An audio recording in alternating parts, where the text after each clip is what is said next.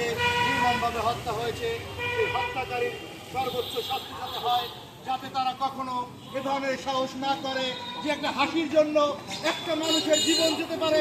এটা হতেই পারে না, এটা আমরা মানতেই পারি না। হাসা আমার নিজের অধিকার।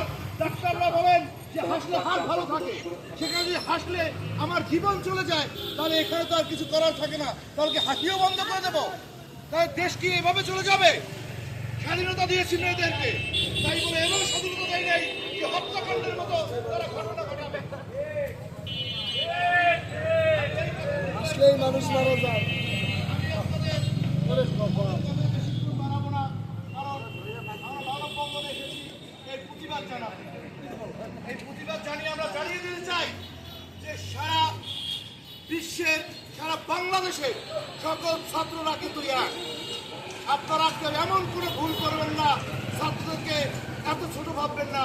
ছাত্র আন্দোলন থেকে কিন্তু শুরু হয়েছিল ভাষা আন্দোলন, সেখান থেকে মুক্তি স্বাধীনতার আন্দোলন, সেখান থেকে কিন্তু 5ই আগস্ট সালের এই আন্দোলন।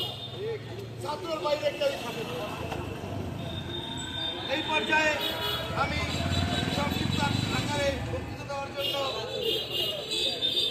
আমি আহ্বান জানাবো যুগ্ম আহ্বায়ক মিজানুর রহমানকে।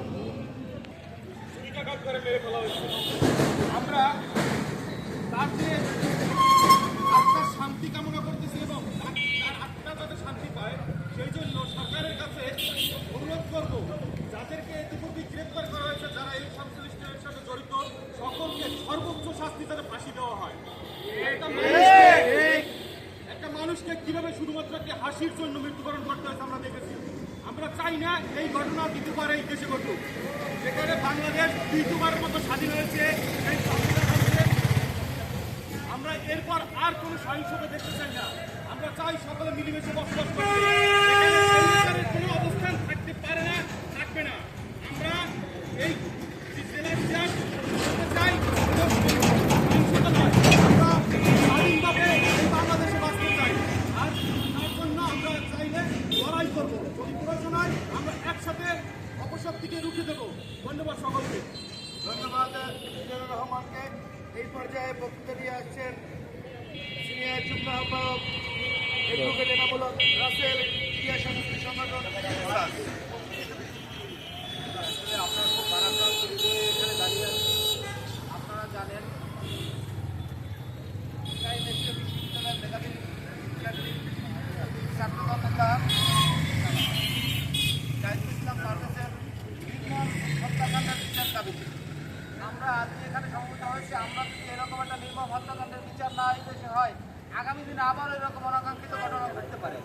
আমরা এই মানববন্ধনের মধ্য দিয়ে আমাদের সমাজ ব্যবস্থা, আমাদের রাষ্ট্র ব্যবস্থা, আমাদের বিচার বিভাগকে এটা জানিয়ে দিতে চাই, এইরকম নির্মম হত্যাকাণ্ডের তদন্ত বিচার হোক এবং সেটা সর্বোচ্চ শাস্তি ফাঁসি হোক, যাতে করে এই ছাত্রদল নেতা পারভেজের আত্মার শান্তি কামনা করছি, যাতে করে আগামী দিনে এরকম অনাকাঙ্ক্ষিত ঘটনা ঘটানোর সাহস অন্য কেউ না পায় এবং আইনের প্রতি সবাই শ্রদ্ধাশীল থাকে। এই বলে আমার বক্তব্য শেষ করছি।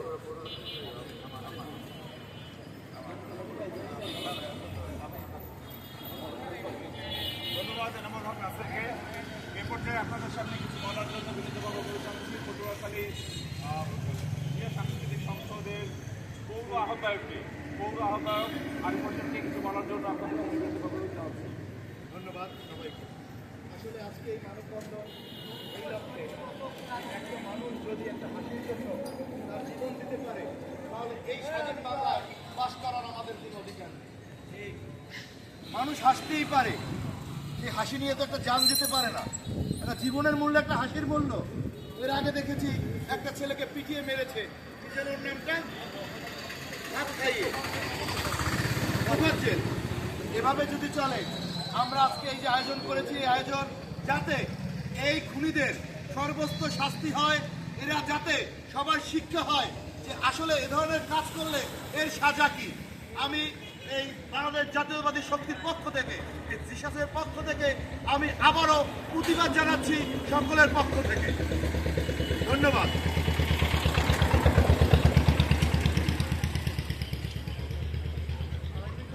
আচ্ছা, সকলের অনুমতি নিয়ে আজকের এই মানববন্ধন এবং এই দোয়া অনুষ্ঠান এইখানেই সমাপ্তি ঘোষণা করলাম। ধন্যবাদ, সবাই ভালো থাকবেন। শহীদ জিয়া অমর হোক, খালেদা জিয়া জিন্দাবাদ, তারেক রহমান জিন্দাবাদ। এখন আমাদের 1 মিনিট এই হলুমের জন্য 1 মিনিট নীরবতা পালন করবো আমরা। ধরে ধরো।